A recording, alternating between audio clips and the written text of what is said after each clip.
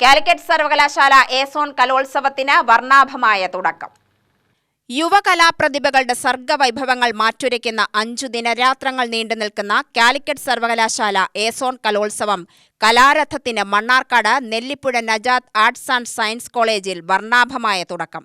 Malayalam, English, Hindi, Arabic, Urdu, സംസ്കൃതം, തമിഴ് ഭാഷകളിലെ പ്രബന്ധരചന, കവിതാരചന, ചെറുകഥാരചന, ചിത്രരചന, pencil, water colour, oil paint, cartoon poster രചന, എംബ്രോയിഡറി, ഫോട്ടോഗ്രഫി, അക്ഷരശ്ലോകം തുടങ്ങി സർഗശേഷിയുടെ പുതുഭാവങ്ങൾ ഉടലെടുത്ത രചനാ മത്സരങ്ങളാണ് ആദ്യം നടന്നത്.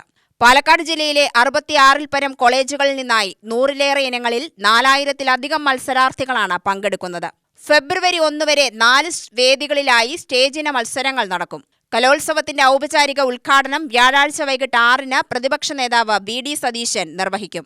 സംഘാടക സമിതി ചെയർമാൻ എൻ. ഷംസുദ്ദീൻ MLA അധ്യക്ഷനാകും.